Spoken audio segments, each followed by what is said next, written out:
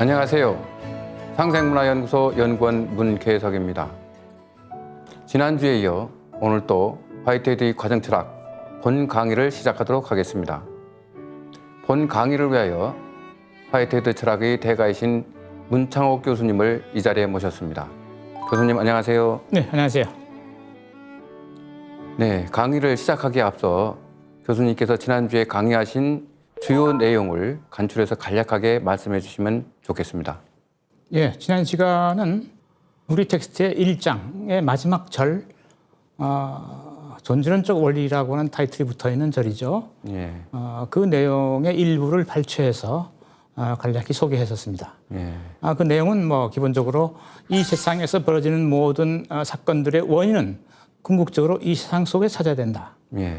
다시 말하면 어떤 초자연적인 존재나 원리 또는 어떤 경험에 앞선 어떤 선험적인 어떤 형식, 존재 뭐 이런 것들에 의존해서 이 세계를 설명을 해서는 안 된다. 예. 그런데 자연주의적 태도를 예. 적어도 반영하고 있는 원리라고 하는 그 내용이 무엇인지를 간략히 이제 소개했었습니다. 예. 예, 지난주에 1장이 끝나고 오늘부터는 제2장 형성적 요소들에 대해서 말씀하실 텐데요. 형성적 요소 강의에 대한 전체적인 대의를 먼저 개괄해 주시면 감사하겠습니다. 예, 그 제목이 함의하고 있는 것처럼 형성적 요소라는 현실적 존재를 형성하고 있는 요소들 뭐 이런 뜻입니다. 또 바꿔 말하면 현실적 존재라고 하면은 예외 없이 적어도 공유하고 있는 그런 어떤 특성을 말합니다. 형식이라는 것은. 그러니까 구체적으로 말하면 이제 그 오늘 읽게 될 영원한 객체, 뭐 창조성, 신 이런 것들인데 이것들이 서로 결합해서 상호작용해서 현실적 존재가 만들어지고 있다. 뭐 이런 얘기입니다. 그래서 이건 전통 철학으로 가면은 아마 그 고전적으로 그 가장 잘 이런 이와 유사한 사례를 보여주는 철학의 내용이 아마 아리스토텔레스에서 보지 않겠는가? 흔히 말한 존재라고 하는 것은 진료와 형상으로 구성되어 있다라고 하는 그런 이제 기본 주장이었죠. 아마 그게 이제 화이트헤드의 방식으로 변형되어 나타나는 그런 현장이 될 겁니다. 그래서 이 내용을 우리가 끝마칠 때쯤 되면 화이트헤드의 기본적인 존재론 또는 정확히 말하면 우주론이라고 하는 그 기본적으로 어떤 성격, 어떤 구도로 짜여져 있는가 하는 것을 아마 이해하게 되지 않을까 그런 생각을 가지고 있습니다. 예, 잘 알겠습니다. 그럼 교수님께서 이번 시간에 집중적으로 강의하실 주요 내용들은 어떤 것들이신지요? 예, 오늘은 지난 시간에 미처 시간이 안 돼서 다 못 해드렸는데 잠깐 제 1장의 내용을 간략하게 요약해서 우리가 지금까지 한 얘기가 무엇인지를 한번 정리하고 뭐 짧은 시간이면 될 겁니다. 정리하고 이어서 2장의 첫 절 영원한 객체라고 하는 논의를 몇 문단 살펴볼 예정입니다. 예. 이건 뭐 구체적인 내용은 텍스트를 읽으면서 설명드리도록 하겠습니다. 예, 감사합니다. 네, 그럼 교수님을 모시고 강의를 청해 듣도록 하겠습니다. 교수님 강의 부탁드립니다. 네.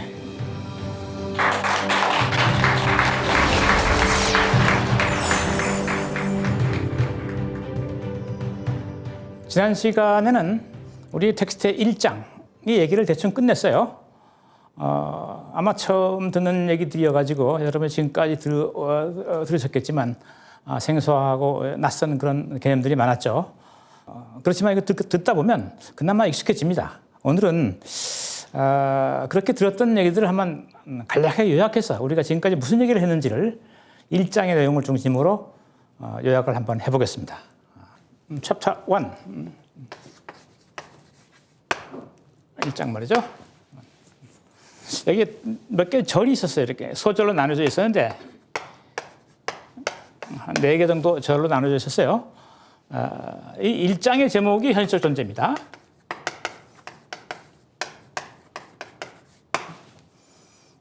그리고 1절에 다시 반복돼요. 현실적 존재라고.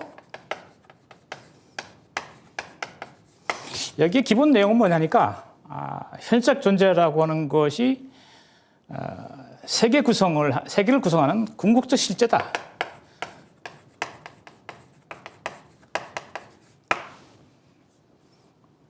그리고 이 친구는 존재하고서 뭔가를 하는 놈이 아니라 뭔가를 하는 가운데 존재하는 놈이다 말이죠. 그래서 생성, 행위, 작용, 활동 어떻게 이해해도 상관없습니다.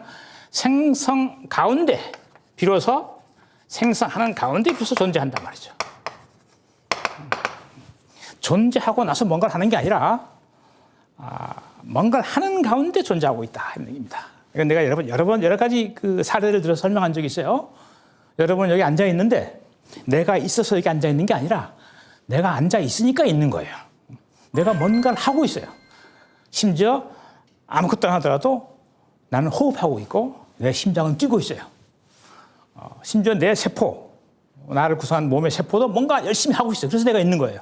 그러니까 이런 작용, 생성의 활동을 통해서 나는 있단 말이죠. 그러니까 존재라고 하는 게 딱 먼저 있고 어떤 정체성을 갖고 존재하고 나서 뭔가를 하는 게 아니다.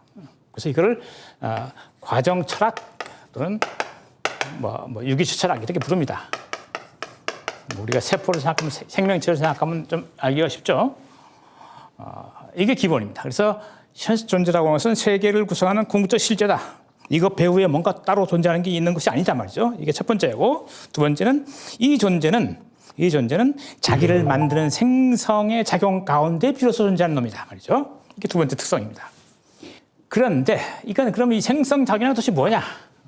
그래서 두 번째 줄을 보면 제목이 파악 이렇게 되어 있어요. 파악. 요거는 다른 조건, 이걸 객체라 부르기도 하고 여건이라 부르기도 합니다.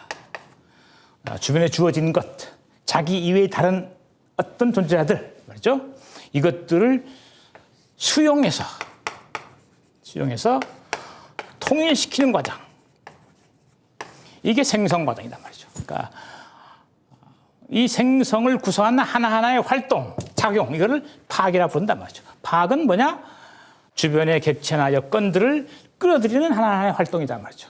이런 활동들의 통일체, 이게 생성이다. 그리고 이를 전문 용어로 와이트들은 합생 이렇게 불렀어요. concrescence 합생. 그러니까 현실적 존재는 합생하는 가운데 존재한다. 이렇게 말할 수 있어요. 요약해서. 이 생성작용이라는 말을 테크니컬, 전문 용어로 바꾸면 합생이 된다. 그런 얘기입니다. 그리고 그 합생을 구성하는 하나하나의 활동을 파악이라 그런단 말이죠. 그럼 이때 이 합생은 뭐를 목표로 하느냐? 무엇을 적어도 향해서 이런 합생을 하느냐? 그러니까 자기예요, 자기. 아직 완성되지 않은 자기를 완성시키기 위해서 하고 있어요. 여러분 여기 온 이유가 있죠. 누가 등 뜨면서 온 사람도 물론 있겠지만 내가 뭔가 하고 싶어서 온 겁니다. 여러분의 이 동작을 이끈 것은 어떤 목표의식, 목표 때문에 목적 또는 목표 이거를 구현하기 위해서 파악하고 그래서 그걸 통일시킨단 말이죠. 이 목표는 물론 자기입니다. 내가 되고자 하는 장차 되고자 하는 나가 목적이 돼서 이러이러한 조건들을 내가 수용하고 그걸 통일시켜야 한단 말이죠. 그럼 이게 달성이 되면 내가 하고자 하는 목표가 현실화했단 말이죠. 그럼 뭐냐? 이걸 세 번째 소절에서 만족 이렇게 불러요. 상당히 감각적 용어죠. 만족, satisfaction, 그렇죠? 그러니까 내 목적을 달성했다. 그때의 느낌을 만족이라고 합니다. 그리고 만족하면 이제 더 이상 이놈은 생성을 하지 않아요. 합생을 하지 않아요. 바뀌는 것을 파악하지 않아요. 그래서 이거를 스스로 더 이상 주체가 아니다. 자기를 넘어섰다. 자기 초월체 이렇게 불러요. 자기 초월체. 이러면 어떻게 되냐 그러면 이건 뭐가 되느냐 이건 현실에서 사라진다. 소멸한다. 현실에 소멸한다. 그럼 무가 되느냐? 그건 아니다. 그건 객체로서 불륜한다. 객체로서 불륜한다. 다른 새로운 생성의 조건에 참여한단 말이죠. 객체로서 없어지지 않는 불멸하는 존재한다. 불멸성을 지니게 된다. 그러니까 만족을 통해서 파악이 멈추면 생성의 과정이 멈추면 더 이상 주체로서 활동을 멈추고 객체가 된다. 그런 얘기입니다. 자, 이게까지가 기본적으로 현실적 존재가 가지는 아주 기본적인 구조적 특성입니다. 생성 내부의 구조적 특성. 현실적 존재의 생성은 합성이라 부르고 그것은 파악의 통일체로 구성되어 있다. 그 과정은 자기 목적의 달성 과정이다. 그것에 도달하면, 자기 목적에 도달하면 그 친구는 더 이상 활동하지 않는다. 곧 주체로서의 자기성을 잃어버린다. 자기를 초월한다. 그럼 뭐가 되느냐? 객체가 된다. 그 후속한 새로운 생성의 객체로서 여건으로서 주어진다. 여기까지입니다. 이게 1장의 아주 그 길장의 내용을 아주 거칠게 요약한 겁니다. 그리고 네 번째, 이건 약간 이제 그 현실적 존재의 그 내적 특성과는 별개의 하나의 원리를 말하고 있는데 이게 존재론적 원리라고 했었죠. 존재론적 원리. 이런 아까 도입부에 우리 문 박사님이 잠깐 오늘 강의를 소개해달라 할 때 잠깐 했었죠. 지난달 강의 요약할 때. 그러니까 생성 과정에서 일어나는 모든 사건의 원인은 다시 말하면 이 합성에 주어지는 조건, 객체, 뭐 여건 이것들 모두는 다 어디서 온다? 현실 세계에서 온다.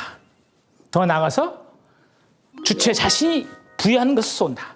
그러니까 생성의 사건, 자연 속에서 일어나는 모든 사건, 모든 어떤 그 발생의 궁극적 뿌리는 이 현실 세계 속에 있다. 그것은 객체가 된 세계일 수도 있고 주체로서의 존재일 수도 있다. 그러나 적어도 이 현실 세계를 초월하는 초자연적인 또는 어떤 선함적인 경험에 앞서는 말이죠. 그런 원리에 의해서 이 자연의 사건이 설명될 수 있다고 생각하지 마라. 전통 철학의 이런 입장을 보통 선함주의 철학 또는 초자연주의 철학 뭐 이렇게 분류해요. 그럼 그것을 대비시켜서 화이트헤드의 이런 식의 입장을 다른 말로 바꾸면 경험주의 철학, 선함주의에 대비되는 말입니다. 선함주의에 대비되는 말, 선함주의가 아니다 이겁니다. 그 다음은 초자연주의가 아니라 자연주의다. 자연 속에서 설명의 최종 뿌리를 찾아라. 자연주의. 이건 초자연이라고 하는 슈퍼내추럴주의라고 하는 슈퍼내추럴리즘에 대한 상대어입니다. 그러니까 화이트헤드는 경험주의적 어떤 그 태도 그리고 자연적 태도를 갖고 있던 철학자이다. 이렇게 우리가 이 존재적 원리를 통해서 이해해 볼 수가 있습니다. 자, 여기까지가 전체적으로 1장의 내용을 우리가 읽었던 내용이긴 하지만 요약한 그런 얘기가 되겠습니다. 혹시 뭐 질문 있는가요? 화이트헤드가 그 존재론적 원리를 중요하게 다룬 이유는 무엇인가요? 자연이라고 하는 어떤 그 자연 세계 또는 자연을 설명하면서 말이죠. 이 자연을 지배하는 어떤 그 초월적인 원리적 존재, 이건 뭐 대표적으로 신입니다. 또는 인간의 그 감각 경험을 지배하는 어떤 선험적 범주, 경험에 앞서는 어떤 보편적인 어떤 선천적 원리 말이죠. 범주, 개념. 이런 것들을 통해서 자연을 적어도 우리가 이해하고 파악한다라고 하는 그런 입장을 보여준 철학들이 많았어요. 고전 철학은 되게 신이고 고대와 중철학은 근대로면서 여러분이 잘 아는 칸트가 대표적으로 이런 경우죠. 그러니까 자연이라고 하는 것이 자기 충족적이지 않고 밖에 어떤 원리적 존재에 의존해 있다, 매달려 있다 말이죠. 그러니까 신의 섭리를 따라서 자연을 움직이고 있다라고 하는 이 고전주의적 생각. 더 나아가서 근대로 오면 그 신을 빼버리고 인간의 이성에 내재했던 선천적 범주가 있어서 그걸 따라서 우리는 인식할 뿐이다라고 하는 생각. 이런 식의 어떤 초자연의 그 원리가 됐건 존재가 됐건 이걸 거부하는 겁니다. 그러니까 이 자연주의적 시각은 근데 이건 화이트헤드만의 고유한 것은 아니고 20세기 중반 넘어서면서 이게 일반화됩니다. 그러니까 우리가 살고 있는 이 자연세계라고 하는 것은 충분히 자기 근거를 갖고 있는 것이고 이걸 설명하기 위해서 굳이 신인이 무슨 선함적인 어떤 원리니 이런 걸 끌어들이지 마라. 그건 대단히 자규적이다. 인위적이단 말이죠. 그래서 그걸 빼라. 이게 하나의 태도의 문제죠. 그러니까 철학적 성향의 문제이고. 그러니까 이게 뭐 특별히 화이트헤드의 것만이라고 볼 수 없고 일반적으로 그 근대 이후에 특히 20세기로 들어오면서 자연을 그 자체로 이해하고자 하는 그런 노력이 등장해요. 그리고 그거를 화이트헤드가 전제론적 원리라고는 용어로 또는 개념으로 담아내고 있다. 뭐 이렇게 이해하시는 게 더 정확할 것 같습니다. 그러니까 전제론적 원리라고 하는 것은 하나의 그 당시의 어떤 그 자연을 보는 태도를 화이트헤드 시각에서 언명하고 있는 거다, 규정하고 있는 거다, 이렇게 이해하시면 뭐 크게 틀리지 않을 것 같습니다. 이 장은 제목이 아까 챕터 2 말이죠. 그러면 보면 the formative element, formative.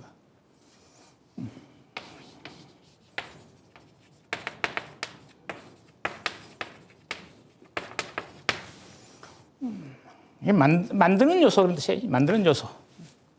뭘 만드는 요소인가? 현실적 존재를 만드는 요소. 현실적 존재를 구성하는 요소. 구성하는 요소. 지난번엔 현실적 존재를 구성하는 활동을 얘기했다고 할 수 있어요. 1장은. 우리가 파악으로 구성된다고 했죠. 파악으로. 활동으로 분석했던 거고, 이번엔 구성 요소로 분석한다. 초반에 이 강의에 서론을 하면서 잠깐 얘기한 적이 있어요. 분석이라고 하는 게 뭔지. 분석, analysis. analyze 한단 말이죠. 많이 쓰죠, 일상적으로. 우리가 특히 무슨 범죄 현장 가서 무슨 자료를 분석한다. 또는 화학자가 어떤 성분을 분석한다. DNA를 분석한다. 이렇게 말하죠. 분석이 뭔가, 분석. 이거는 어떤 복합물 말이죠. 복합물. 복합체. 복합체를 단순한 요소로, 단순 요소로 환원하는 것, 바꿔 표현하는 것, 바꾸는 것. 이 작업을 분석이라고 합니다. 그래서 물을 분석하면 뭐가 돼요? 물을 분석하면 산소와 수소가 돼요. 산소와 수소는 물보다 더 보편적인 요소입니다. 일반적인 요소예요.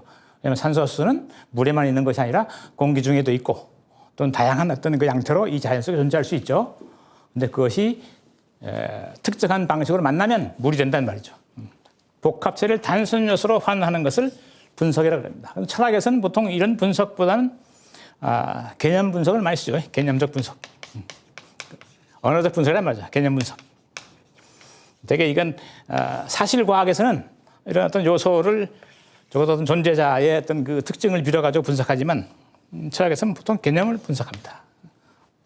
분석이라는 건 어느 쪽이건 단순한 요소, 보편적인 요소로 바꾸는 것을 분석이라고 그런다. 그렇게 이해하시면 되겠어요. 그러니까 현실적 존재는 아주 구체적인 겁니다. 파이널한 thing이란 말이죠. 구체적인 사실 존재입니다. 사실 존재. 근데 이것들을 구성하고 있는 보편적인 요소가 뭐냐? 이렇게 묻는 거예요. 포마티브 엘리먼트라는 것은. 그래서 여기에 한 답이, 화이트헤드의 답이 세 가지예요. 하나는 영원한 객체.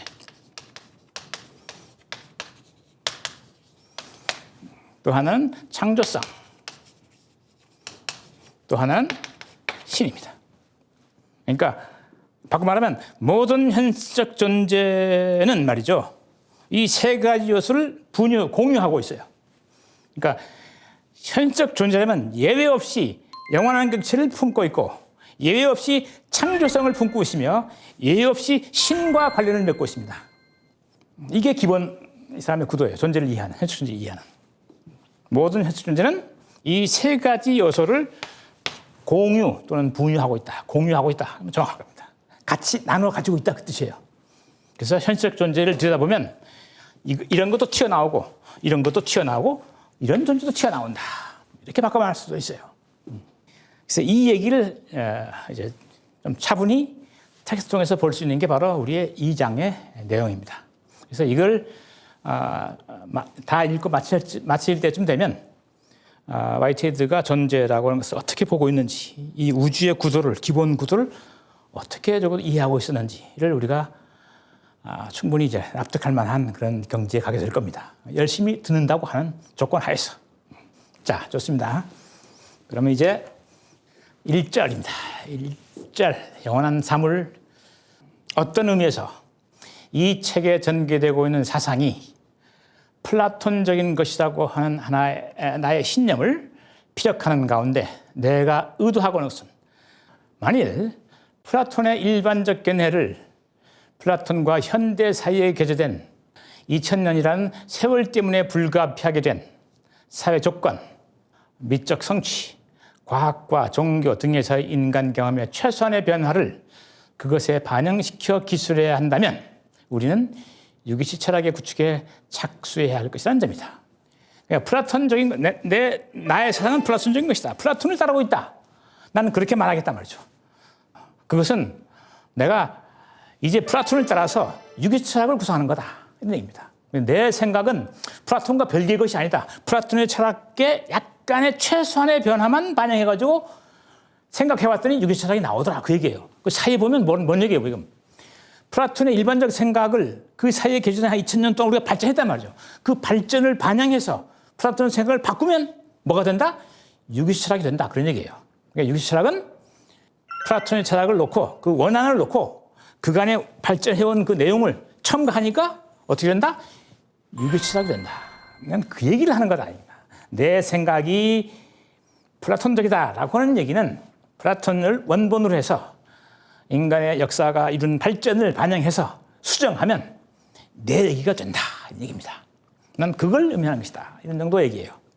그 아까 말씀하신 그 분석의 문제 있잖아요. 예. 그 분석의 문제와 관련해 가지고 원래 이게 분석이라는 것은 아날리시스, 아나 플러스 리시스 이 문제인데 그 개념을 분석하는 거, 그 철학에서 주로 많이 사용하고 있죠. 그런데 물리학이라든지 이런 그 생물학적인 측면에서는 분석이라는 개념을 달리 사용하는 것 같아요. 어떻게 같은 겁니까? 다른 겁니까? 다르죠. 다르기는. 같으면서 다르죠. 그러니까 분석이라는 말을 같이 썼을 때는 같은 점이 있기 때문에 같은 말을 쓰는 겁니다. 그런데 그 문맥에 따라서 컨텍스트가 다릅니다. 그러니까 가령 이제 화학, 되게 이제 그 분석에서 자연과학에서 많이 쓰는 말은 되게 화학자들이 많이 쓰죠. 분석. 성분 분석한다 할 때. 그죠? 성분 분석. 그래서 화학적 원소를 끄집어낸다고 있어. 어떤 사료에서. 네, 그렇죠. 그러니까 어떤 물질적 차원의 단순 요소. 아까 얘기했었죠? 물질적 차원의 더 이상 분석할 수 없는 단순 요소로 바꾸는 것을 분석이라고 그러죠. 그러니까 뭐 이렇게 가령 범죄 현장에서 뭐 피자국 비슷한 걸 추출한단 말이죠. 그러면 그걸 이제 과학적으로 약품을 거기다 다양한 약품을 집어넣어 가지고 반응을 시켜보고 그 결과를 보고 여기에 무슨 내용이 들어있다, 내용물이 들어있다, 어떤 원소가 이게 들어가 있다라고 하는 걸 밝히는 거란 말이에요. 화학적 성분이 들어있다. 그런 걸 분석이라고 그러죠. 그러니까 복합적인 어떤 사실, 복합적인 어떤 사물, 이거를 단순한 요소의 구성체로 보아서 이해하고자 하는 그런 전략, 그걸 분석이라고 합니다. 일반적으로 가장 많이 쓰는 게예요. 그런데 생물학에서도 분석이라는 말을 쓸 수 있어요. 그래서 뭐 살아있는 그 생물을 다양한 그 세포의 다양한 활동으로 이렇게 분석해 볼 수도 있고. 그런데 주로 쓰는 건 이제 그러니까 화학이라든지 이런 데서 많이 쓰죠. 성분 분석이라는 말로. 그런데 철학에서 개념 분석은 이건 주 업무가 개념 분석이에요. 철학은 사실. 그러니까 이제 아까 복합적인 요소를 단순해서 바꾸는 거라 하는 것이 분석이라고 하면 그럼 철학에서 개념이라고 하는 거는 처음에 분석하기 전에는 복합적인 개념이 될 것이고 거기서 튀어나오는 개념은 단순 개념이 될 거예요. 하나 예를 들어볼까요? 이게 철학에서 많이 쓰는 그 전통적으로 해온 건데 우리가 정의롭다 할 때 정의. justice 말이죠. justice. 그러니까 한자로 쓰면 이렇게 되는 겁니다. 정의. definition이 아니고 정의. 정의라고 하는 말을 들으면 우리가 뭔가 알 것 같아요. 정의롭다. 무슨 말 알 것 같죠? 근데 말해봐. 그러면 잘 안 나와요, 이게. 정의롭다가 뭐지? 알 거는 잘 안 나와요. 이게 명확하지 않은 거예요. 이걸 명확하게 이해하도록 개념 분석을 해보는 겁니다. 개념 분석. 정의란 말이 어떤 의미, 어떤 단순 요소의 단순 개념으로, 단순 개념들의 집합으로, 결합으로 말이죠.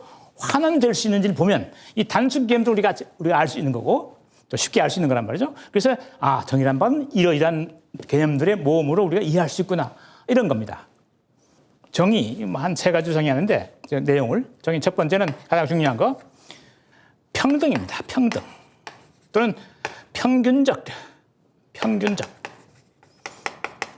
평등적 정의, 평등으로서 정의.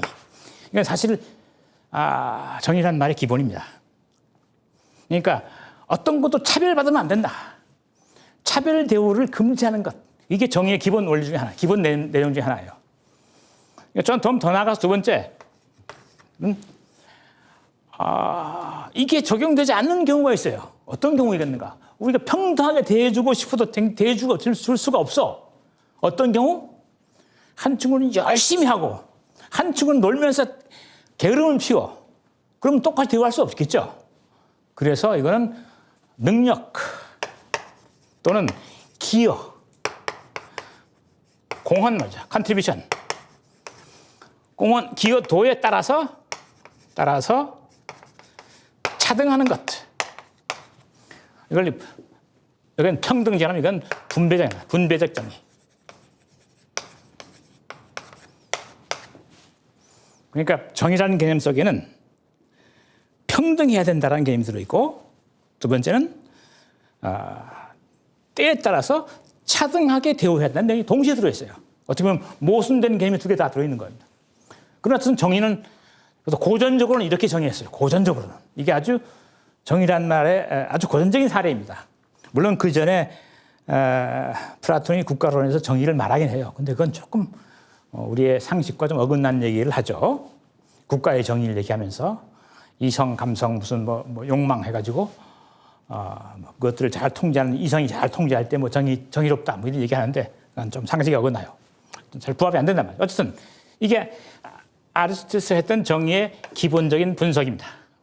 이런 단순한 개념들의 집합으로. 여기 하나 더 있어요. 별로 중요해서 내가 뺐습니다. 저것도 이 두 가지 평등과 차등이라고 하는, 그러니까 평균적으로 대하라. 그러나 분배할 때 적어도 차등을 둬라. 뭐 이런 정도의 의미를 정의는 함께 가지고 있다. 또는 함께 가지고 있는 말이다. 이렇게 이해하면 정의란 말이 그런 뜻이구나. 뭐 정의 그 논의의 핵심에 그 롤스의 정의론이 있고, 그 정의가 현대에서 논의되는 정의의 아주 대표적인 사례입니다. 이거가 좀 달리게 해요. 거기는 내가 그걸 뭐 여기서 소개할 생각은 없고, 어쨌든 정의라고는 그건 끊임없이 이렇게 다양한 방식으로 분석되어 왔다. 그러니까 개념이라고 하는 것은 이렇게 다양한 방식으로 분석될 수 있고, 또 그것이 있다 그러면 성공할 경우 우리가 어떤 내용의 복합적인 의미를 명료하게 파악할 수 있도록 하는데 도움이 된다. 그래서 우리는 분석을 하는 거다. 마치 범죄 현장에서 어떤 시료를 따다가 분석하듯이, 특정한 복합부를 분석하듯이 복합적인 개념을 분석해놓고 오면 초심자들이 좀 이해하기 쉽게 된다. 그래서 분석을 한다. 뭐 이렇게 이해하시면 크게 틀리지 않습니다. 교수님, 그 플라톤의 이데아로는 화이트헤드의 그 존재론적 원리에 서로 반하는데 왜 플라톤 철학을 개성했다고 하는 건가요? 존재론적 원리 하면 이 자연은 내재적인 설명을 가져야 된다. 이 안에서 설명의 대상과 설명의 원리가 다 이 세계 속에 있단 말이죠. 이런 게 존재론적 원리인데, 플라톤 철학은 이렇지 않지 않냐. 플라톤은 이 세계가 있고 자연 세계가 있고 말이죠. 이 자연 세계를 초월하는 어떤 세계가 있다? 형상의 세계, 이데아의 세계가 있단 말이죠. 이데아의 세계 또는 형상의 세계. 이데아의 세계에 있단 말이죠. 그러니까 이 자연 세계를 설명하면서 초자연적인 형상을 끌어들여 설명하지 않냐. 이게 플라톤 철학인데, 이런 원리를 고수하는 사람이 어떻게 플라톤 철학을 개성하고 있다 얘기하느냐. 뭐 이런 얘기죠, 지금. 화이트헤드는 이 구도는 가져오되 이런 초월적인 이데아를 거부합니다. 형상은 자연으로서 완전히 초월한 게 아니에요. 이건 나중에 신을 얘기할 때 우리가 조금 더 자세히 봐야 될 것이고, 오늘은 거기까지는 갈 수 없습니다. 너무 얘기가 많이 있기 때문에 여기 사이에 미리 하나 못 박아두면, 이 자연세계와 무관한, 자연세계와 단절된 존재의 세계가 따로 있다는 건 어떤 존재도 인정하지 않습니다. 신조차도, 아까 얘기했죠. 신조차도 이 세계와 단절된 그런 신 없어요. 그건 잘못된 신입니다. 어떤 존재건, 어떤 원리건, 최저 신이라 하더라도 자연과 무관한, 자연으로부터 완전히 벗어난, 자연으로 완전히 독립해 있는 그런 존재로서 신은 없다. 그건 추상이다. 구체적인 존재로서 신이 아니다. 그러니까 자연은 설명 내재적이다. 설명의 원리가 내재되어 있다는 얘기는 고수하면서, 다만 말이죠. 여기에는 이 세계에는 형상과 유사한 어떤 본질과 유사한 어떤 존재들이 여기에 작동하고 있다. 그리고 이걸 구현하는 어떤 힘도 여기서 작동하고 있다. 어떤 특성들도 있고 본질들도 있고 그걸 구현하는 힘도 있고 이게 다 여기에 있단 말이죠. 자연세계 속에. 그래서 이런 점에서 이 세계를 이런 본질적 형식과 그 바탕으로서 힘을 나눠서 보고 있단 말이죠. 그런 점에서 화이트헤드는 플라톤의 이데아론의 흔적을 자기는 계승한다라고 말하고 있어요. 그리고 그런 측면에서 서양 철학 전체가 이런 구도를 한 번도 도외시한 적이 없다. 그래서 서양 철학은 뭐다? 플라톤 철학의 각주다. 풋노트다 이렇게 얘기해요. 이런 의미입니다. 그러니까 플라톤 철학의 구도를 그대로 반복한다는 의미가 아니고 그가 만들어오는 개념적인 어떤 그 대비, 개념적인 어떤 설명력, 영향력, 역량 이런 것들을 변형시키면서 활용하고 있다. 모든 철학은 그렇다. 서양의 철학은 적어도. 그런 점에서 서양 철학은 겉모습은 달라도 내부로 들여다보면 플라톤 철학을 이렇게 저렇게 변형시켜 놓은 그런 것들에 불과하다. 라고 하는 얘기를 하고 있는 거죠. 그래서 그 말을 간단하게 서양 철학의 역사는 플라톤 철학의 각주에 불과하다라고 얘기를 했던 겁니다. 그리고 그런 의미에서 자기 또한 플라톤 철학의 각주다. 뭐 이런 얘기를 암암리에 하고 있다. 뭐 이렇게 이해할 수 있는 거죠. 자, 이제 나의 이 유교 철학에서는 말이죠. 세계의 과정을 구성하는 현실태가 모든 현실적 존재에서 그 한 장의 가능태를 구성하는 다른 사물의 진입 또는 관여를 예시하고 있는 것으로 간주된다. 시간적인 사물들은 영원한 사물의 관여함으로 생겨난다. 세계의 과정을 구성하는 현실태는 현실적 존재입니다. 세계의 과정을, 세계의 프로세스를 만들어가는 현실적인 존재 이겁니다. 그러면 그거는 말이죠. 그 현실적 존재를 특정한 것으로 한정하는 가능태 이게 들어와 있다 이거예요. 세계는 과정이에요. 프로세스 하나의 과정이란 말이죠. 여기를 들여다보면 딱 잘라서 들여다보면 여기는 이 흐름을 이런 식의 그 흐름으로 만들어주는 어떤 형식이 여기에 개입하고 있다. 어떤 특성이 개입하고 있단 말이에요. 그래서 밋밋한 어떤 흐름이 아니라 다양한 흐름으로 산단 말이에요. 다양한 흐름으로. 이 변이의 특성들이 있단 말이죠. 이 하나하나가 다 특이한 형식으로 규정되어 있기 때문인 거예요. 세상을 보면 그 고전 철학에서 흔히 하는 얘기 중에 아까 잠깐 소위께서 얘기했지만 진료 형상이라고 있어요. 뭐 고전 철학을 조금 아시는 분은 이제 이해가 좀 어느 정도 됐을 것이고 잘 모르시는 분은 이제 낯설 수 있습니다. 이건 뭐 아주 간단하게 예를 들게요. 우리가 그 어떤 광장에 가면 동으로 이렇게 상을 만들어요, 그죠? 스태츄. 그러니까 뭐 이순신 장군 동상, 무슨 동상, 뭐 누구 뭡니까? 뭐 어떤 유명한 어떤 인물이나 또 공헌을 한 인물의 상을 만들죠. 근데 그 동상이라면 만들기 전에 뭐가 있었겠어요? 두 가지가 최소한 있어야 돼요. 두 가지가. 뭐냐? 첫 번째는 재료. 그렇죠? 재료. 두 번째가 뭐가 있어야겠어요? 두 번째가 인물의 특성을 반영하는 어떤 그림, 사진. 그렇죠? 형식, 형상. 그러니까 상이라고 하는 건 어떤 상이라고 하는 것은 조각상.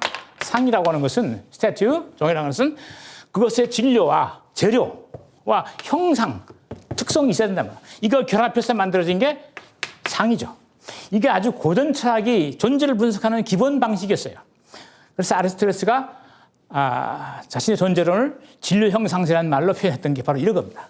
모든 사물은 그것의 재료와 그것의 형식, 형상으로 되어 있다. 여기로 오면 모든 과정은 어떤 흐름으로서의 힘과 그걸 특정한 힘으로 만들어주는 어떤 형식으로 되어 있다. 똑같은 말입니다. 적어도 이 문맥은 똑같습니다. 그래서 여기 보면 그 한정의 가능태를 구성하는 다른 사물, 바로 이 형식입니다. 이것을 특정한 것으로 한정해주는, 결정해주는 어떤 다른 사물, 곧 형식. 다른 그 한정의 가능태, 이건 말이 좀 어렵긴 한데 잠깐 설명을 잠깐 뒤로 미루고 이런 한정의 가능태에서 형식이 그 사물에 들어왔단 말이죠. 그 프로세스에 들어왔다. 그래서 시간적 사물들, 어떤 현실적 존재는 영원한 사물, 그러니까 어떤 형식, 이미 여기에 개입해 있단 말이죠. 그래서 그 사물을, 그 존재를 그 존재로 만들어주고 있단 말이죠. 그래서 모든 존재는 다른 존재와 특성상 구별되죠. 나는 나 아닌 다른 모든 존재와 구별된다. 그 구별되는 까닭은 뭐겠는가? 나는 다른 존재는 다른 형식을 구현하기 때문이에요.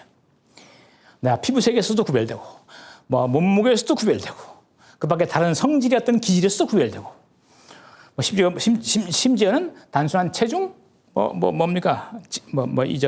키, 신장 등등에 다 구별되죠. 나는 그런 방식의 형식으로 나만의 독특한 형식을 통해서 나를 구현하고 있는 겁니다. 그래서 이 시간적인 사물로서의 나는 시간 밖에 있는 형식들의 집합인 겁니다. 좀 결합인 것이고. 그러니까 존재의 방식 중에 가능성으로서 존재하는 것을 가능태라고 합니다. 현실 속에 존재하는 걸 현실태라고 그러고. 이게 뭐 동어반방 아니야? 무슨 말이 그러냐? 이렇게 할 수 있어요. 그러니까 여러분은 지금 각자 어떤 존재로 지금 있어요. 나는 현실 속에 나는 가령 남자다. 21살. 몸무게 68kg. 키 195. 뭐 등등 다양한 특성을 가지고 있어요. 그건 나는 현실성이 있어요. 그런데 이 나가 앞으로 장차 말이죠. 뭐가 될 수 있죠. 지금은 키가 195지만 나중에 그래서 몸무게가 뭐 70밖에 한 68 정도밖에 안 되지만 나중에 한 80kg 될 수 있고 100kg 될 수 있어요. 이건 가능성으로 있는 겁니다. 이런 경우에 아직 현실화되어 있지 않지만 현실화될 수 있는 어떤 가능성으로 있는 존재 방식, 그거를 가능태라고 합니다. 나는 지금 여기 앉아서 내 강의를 듣지만 여러분은 지금 그걸 듣고 있지만 내일은 또 어디 가서 뭘 할 수 있을 거예요. 그때의 존재 방식을 가능태라고 합니다. 아직 현실화되어 있지 않지만 장차 현실화될 수 있는 가능성으로서 있는 것, 가능성으로서 있는 것, 가능성으로서 존재, 이거를 가능태라고 부른다. 그래서 현실화되어 있는 것을 현실태, 가능성으로서 있는 것을 가능태 이렇게 부른단 말이에요. 그러니까 형식은 여기 들어오기 전에는 이게 들어오면은 현실 속에 들어왔으니까 현실태가 돼요. 들어오기 전에는 가능성으로 있었을 뿐이에요. 그래서 이때의 존재 방식을 가능태라고 하는 겁니다. 그래서 시간적인 사물들은 이건 현실적 존재를 가리킵니다. 영원한 사물의 관함으로서 이건 형식으로서의 존재, 본질로서의 존재를 얘기합니다. 영원한 사물, 영원한 객체를 얘기하기도 하고. 이거는 가장 대표적인 사례가 아까 잠깐 얘기했죠. 플라톤의 이데아를 생각하세요. 이건 뭐 내가 많이 쓰는 사례인데 이걸 좀 더 분명히 하려면 A, B, C가 각기 뭔가요? 삼각형. 그렇죠? 삼각형입니다. 근데 이걸 삼각형이라 부르는 까닭이 뭐예요? 삼각형이라고 부르는 까닭. 우리가 삼각형으로 인지하는 까닭이 어디에 있습니까? 얼핏 생각하면 삼각형이라고 하는 것과 닮았기 때문에. 우리가 흔히 삼각형이라고 알고 있는 것과 닮았기 때문에. 그렇죠? 근데 정확히 말하면 삼각형이라고 하는 것의 본질을 구현하고 있기 때문에 이렇게 말할 수 있어요. 삼각형의 본질은 따로 있어요. 어떻게 있나요? 생각할 수 있어요. 우리는 생각할 수 있어요. 눈에는 안 보여요. 삼각형의 본질이 뭐예요? 본질. 삼각형의 본질? 그건 데피니션 되죠. 데피니션. 정의되는 것. 삼각형 어떻게 정의하나요? 세 변으로 이루어진 다각. 그래, 세 개의 직선으로 둘러싸인 도형. 그렇습니다. 세 개의 직선으로 둘러싸인 도형. 그게 삼각형의 정의입니다. 그건 눈에 안 보여요. 생각은 할 수 있는데 본질, 형식 이거는 아까 말한 형상 말이죠. 형상, 형식.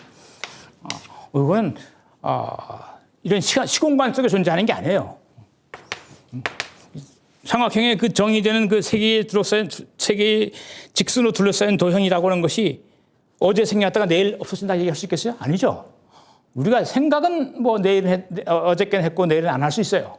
그렇다고 해서 삼각형의 정의 자체가 없어지거나 내가 생각해서 생겨나는 게 아니죠. 뭐예요? 항상 있는 겁니다.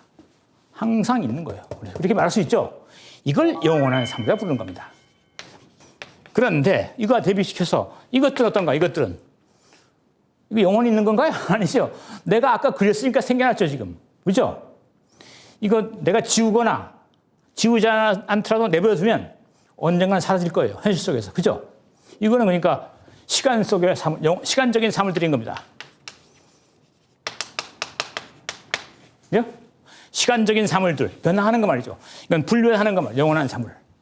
이 시간적인 사물들이 이렇게 존재하는 까닭은 이런 본질을 각기 구현하고 있기 때문이다 말이야. 관여하고 있다, 참여하고 있기 때문이다. 이게 말이야. 시간적인 사물들은 영원한 사물의 관여함을 생겨난다. 시간적인 사물들은 영원한 사물들을 자기와는 가운데 존재하고 있단 말이죠. 그런 얘기입니다. 시간적인 사물 속에는 영원한 사물이 참여하고 있다. 이런 말을 조금 어렵게 하고 있는 거예요. 여기 때 영원한 사물은 그 시간적인 사물들을 특정한 무엇으로 만들어주고 있어요. 특정한 삼각형으로 만들어주고 있죠. 한정하고 있단 말이죠. 그래서 이때 이거 자체는 그럼 뭐냐? 이건 현실 속에 없다. 뭘로 있는가? 실현될 가능성으로서 있다. 삼각형의 정의, 세 개의 직선으로 둘러싸인 도형, 이거는 현실 속에는 없어요. 근데 현실적인 삼각형 속에 구현될 가능성을 가지고 있어요. 그래서 가능태라고 그러는 겁니다. 요거는 그러니까 무슨 태? 현실태. 현실 속에 있잖아. 그죠? 요거는 가능태. 그러고 있어요. 이렇게 대비가 됩니다. 교수님, 지난 시간에 배운 내용 중에서 객체로서의 가능태와 영원한 객체로서의 가능태 차이점은 무엇인가요? 과거 세계로 넘어간 존재들, 그러니까 생성을 마친 존재들은 가능태인데 어떤 가능태라고 했나요? 실제적 가능태라고 했어요. 실제적 가능태. 그러니까 생성을 마치면 객체가 된다고 했죠. 객체. 그래서 새로이 생성하는 존재인 주체에게 객체로서 주어진단 말이죠. 이걸 가능태인데 현실 속에 없으니까, 현실에서 벗어났으니까, 자기를 초월해서. 그래서 이거는 실제적 가능태 이렇게 붙였어요. 여기 때 실제적이라고 하는 말은 새로운 주체에 압력으로 작동할 수 있는 역량을 가지고 있다, 그런 뜻입니다. 우리는 과거에 일어난 사건으로부터 완전히 자유로울 수 없어요. 내가 어저께 한 행위로부터 내가 자유로울 수 없어요. 물론 의식적으로는 벗어날 수 있을지 몰라도 적어도 현실적인 세계 속에서 과거의 사건으로부터 우리는 벗어날 수 없습니다. 이럴 때 그 벗어날 수 없음, 그 의미를 실제라고 하는 말을 표현해요. 그러니까 현실 속에는 없지만 현실에 끊임없이 영향력을 미칠 수 있는 역량을 가지고 있다, 그 뜻입니다. 이런 거를 실제적 가능태로서의 과거를 일으키는 말이고, 여기서의 가능태는 이건 힘을 갖고 있지 않아요. 그러니까 다시 말하면 영원한 사물로서의 이른바 한정의 가능태는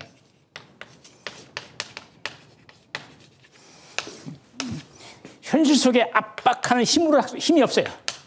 뭐 어떻게 이놈이 현실 속에 들어오느냐? 이건 이 세계 주체가 이놈을 끌어들여야 돼요. 선택받을 때 들어올 수 있는 거예요. 선택받을 때. 이거는 내가 선택할 수 없어요. 우리는 과거를 선택할 수 없어요. 이미 한번 저지른 이상. 근데 이거는 과거뿐만 아니라 미래와도 연관되어 있어요. 그래서 우리는 이걸 선택할 수 있어요. 나는 조금 있다가 커피를 먼저 마실 것인가, 라면을 먼저 먹을 것인가 선택할 수 있죠. 그래서 그 선택은 라면이나 커피가 하는 게 아니라 내가 하는 거죠. 그러니까 영원한 사물은 선택권이 없어요. 선택의 능력이 주어져 있지 않아요. 그래서 이거 대비시켜서 순수 가능태, pure potentiality, 이거를 real potentiality, 실제적 가능태, 순수한 가능태. 요거는 영원한 객체, 요거는 과거 현실 세계. 둘 다 현실 속에 없어요. 없지만 요거는 현실에게 영향을 미칠 수 있는 힘을 내장하고 있고, 이건 현실에게 영향을 줄 수 있는 힘을 안에 내장하고 있지 않아요. 오히려 이것이 실현될 수 있는 역량은 주체가 갖고 있어요. 주체가 선택할 때 비로소 들어올 수 있는 겁니다. 그래서 이걸 순수한 가능태라고 불러서 대비시키고 있어요. 현실 세계의 힘이나 영향력을 행사할 수 있는 그런 존재의 방식, 현실 속에는 없지만 그런 존재의 방식을 가지고 있는 것을 실제적 가능태라고 그러고, 이것이 가리키는 대상은 생성을 마친 과거의 현실적 존재들의 세계. 이에 반해서 순수 가능태는 실현되지 아니한, 또는 실현되었더라도 적어도 지금 현실 속에 없는 그러한 영원한 객체, 이거를 순수 가능태라 부르는데, 이 친구는 자기가 직접 어떤 힘을 발휘해서 이 세계에 참여하는 것이 아니라 현실적 존재 쪽에서 선정, 선택, 결단해 주어야 비로소 이 세계의 과정에 개입하게 되는 그러한 존재 방식의 어떤 가능한 형식 또는 본질의 세계, 이걸 가리킵니다. 그래서 실제적 가능태와 현실적으로 구별되는 것이 순수한 태다, 이렇게 얘기할 수 있습니다. 자, 오늘의 강의 내용은 텍스트는 결국 우리가 지난 시간에 봤던 얘기들을 요약했고, 그 다음은 두 번째로 지금 이 영원한 사물의 1절의 첫 문단 내용, 곧 적어도 화이트헤드의 적어도 기본 주장은 플라톤의 철학을 계승하고 있다. 그리고 계승하고 있는 것에 아주 직접적인 증거라고 할 수 있는 것이 영원한 사물입니다. 영원한 사물, 본질, 이데아라고 달리 표현할 수 있는 것이죠. 물론 똑같지는 않아요. 그러나 적어도 불변하는 시간 외적 초월적인 어떤 존재 세계를 적어도 끌어들이고 있다고 하는 점에서 플라톤과 멀리 있지 않다고 할 수 있습니다. 그런 점에서 플라톤 철학의 주석이다, 자신의 철학은, 라고까지도 우리가 좀 격하게 말해볼 수 있는 것이 아니겠는가라고 평가할 수 있겠습니다. 네, 교수님 강의 잘 들었습니다. 그럼 교수님 다음 시간에는 어떤 내용을 중심으로 강의하실 계획이신지요? 예, 이 텍스트의 내용을 그대로 쫓아가면 이제 영원한 사물이라고 하는 것이 적어도 정확히 어떤 것이냐, 그리고 그것이 전통 철학에서 끊임없이 반복되어 왔던 이데아 또는 본질이라고 하는 그런 개념을 굳이 적어도 버리고 이 개념을 새로 끌어들이는 이유가 무엇이냐, 뭐 이런 얘기를 좀 더 해야 될 것 같습니다. 다시 말하면 영원한 객치라고 하는 그 생소한 개념을 굳이 끌어들여서 혼란을 부추기는 것 같은데 왜 그러냐? 화이트헤드 입장에서 변명입니다. 내가 이 말을 굳이 쓰는 이유는 이런 데 있다라고 하는 얘기를 좀 더 살펴보도록 하겠습니다. 네, 교수님 감사합니다. 네. 그럼 오늘 강의는 이것으로 마치도록 하겠습니다. 감사합니다. 네.